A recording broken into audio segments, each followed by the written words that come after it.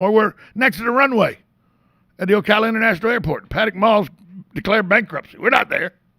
We're at the Ocala International Airport. I had a slip of memory there for a moment. You know, this is a subject that is very dear to me because my fiance, when she makes her first millions of dollars with her business, she says one of the things she wants to do is buy a ship and go out to the Pacific Ocean and help clean up the plastic pit that is in the Pacific Ocean. Around the world, plastics in the ocean are becoming a greater threat to the health of the world oceans. By 2050, that's right, less than 30 years from now, discarded plastics are projected to weigh more than there are fish in the seas. Here to talk about the Plastic Bank and SC Johnson having teamed up to form Social Plastics, an innovative way people around the world and here in the U.S. are helping the ecosystem, is Alan, let me make sure I get this right, Vandermolen. He's the Chief Communications Officer with SC Johnson. Alan, good morning to you. I hope I got the last name correct. Tom, you did, and good morning to you, and we'd love to help you staff your fiance's ship when she gets it. Yeah, I did not even know what the plastic pit was until I started dating my fiance. This is, she's like, what do you mean? There's been 60-minute stories on it. There's been stories all the time for the last 25 years. And I was like, well, I guess I was just ignorant to the subject. But now I understand now. And by 2050, that's less than 30 years from now, there'll be more plastic by weight than there are fish in the sea. That's scary, Alan. That's very scary. Look, that is very alarming, and that plastic makes it into our food chain, right? I mean, fish eat that plastic. So in some way, shape, or form, a lot of that plastic can end up at our dinner table. And it can also be turned into microplastics, which can make it into the air that we breathe. So we think it's really important to get to the source of this ocean-bound plastic, which is rivers in Southeast Asia primarily, and to collect that plastic and then to recycle it and get it into packaging so we create closed-loop systems, which means no new plastic coming into the packaging ecosystem. What exactly, when you say social plastics, what does that mean and how does it work? So social plastic refers to plastic that is collected in impoverished communities, creating economic opportunity for people in those communities to benefit economically from collecting that plastic. So today, or before this program started, there was not a lot of economic incentive for collectors to get this plastic and get it to recycling centers, or these collectors would have to go through middlemen who would pay them pennies on the dollar of the value of the plastic. So social plastic creates community-based programs for local collectors to get an income to lift them out of poverty while at the same time addressing this pressing environmental issue. When you talk about the mostly from Southeast Asia, the rivers of Southeast Asia, it's because people because of the situations they're under, their trash they don't have trash companies that come and pick up trash on Mondays and Thursdays like I do when I set my can out by the driveway. They just throw their trash down or away from their home living, and if it gets in the stream, it's on the bank, and then it gets pushed down in the stream, it washes out in the ocean, and Southeast Asia is a big area, Alan. Well, Tom, that's correct. Look, 60% of ocean-bound plastic in the world originates in the countries in Southeast Asia, which is why we partnered with the Plastic Bank to set up 9 recycling centers initially in Indonesia, and now we've got more than 500 across Indonesia, Malaysia, Vietnam, and the Philippines. The plastics now, they're starting to recover the plastics. It's being recycled. What's it being used for? So that packaging is right now being turned into 100% of the plastic packaging for our Windex brand in the United States. So far we've collected the equivalent of 500 million bottles from ocean-bound plastics in Southeast Asia, which again we're turning into the packaging for our Windex brand in the United States. We're also expanding that into our Scrubbing Bubbles brand here in the United States and our Mr. Muscles brand in the United Kingdom. What's the financial difference it's making for the people that are recovering this plastic?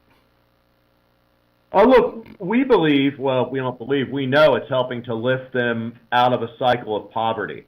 so they can start small businesses or indeed just make a wage by collecting this plastic, taking it to one of our recycling centers, and then they are compensated in digital currency straight onto their mobile phones.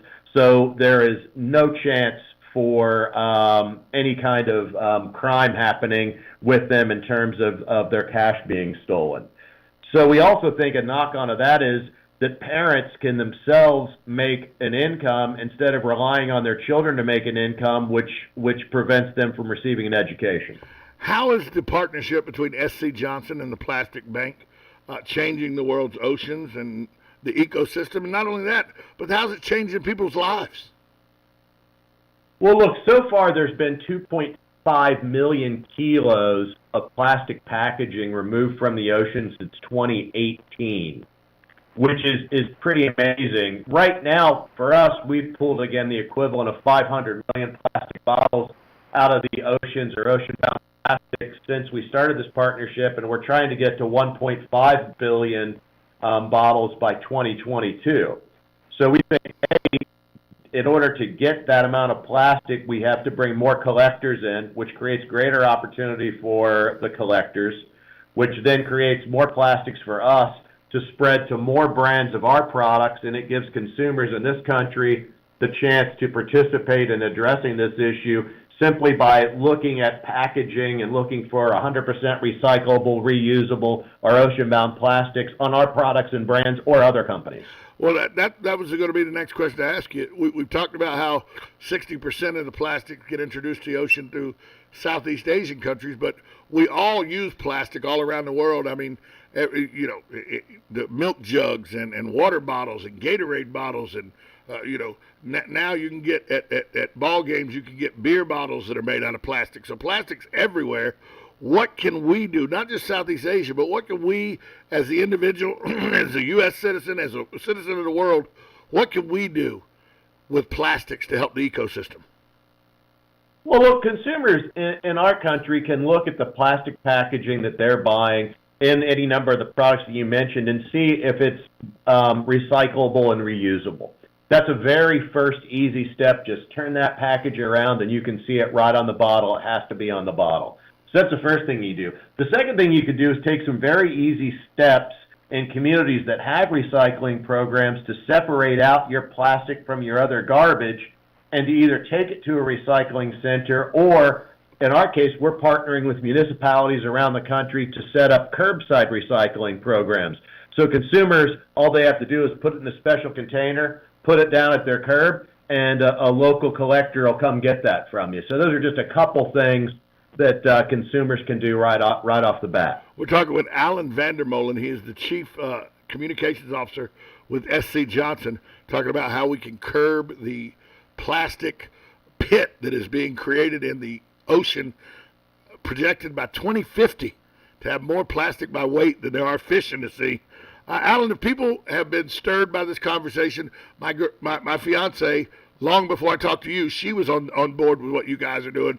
But if somebody's been stirred by this, where can they go find more information about not only what you're doing, but how they can be a better servant to the ecosystem as well?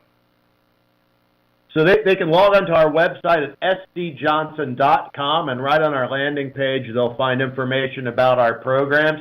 But they can also, on a local basis, talk to local community officials about how you can get curbside recycling pilots set up in your communities. Because, look, we've all got to do our job here. We've got to carry our weight as a producer. Municipal governments need to carry their weight, and consumers just need to understand the relevance of this issue in their daily lives. Alan Vandermolen, he is the Chief Communication Officer for SC Johnson. Alan, thanks for taking time out to talk about this situation that we need to get on top of it or it's going to get worse. Thanks so much for stopping by. You bet, Tom. Take care. We'll be back after this short timeout. You're listening to 1370 AM, 96.3 FM, WOCA, The Source. Hey, Matt, I know Sunrise Automotive does auto stuff, but I need some tires for my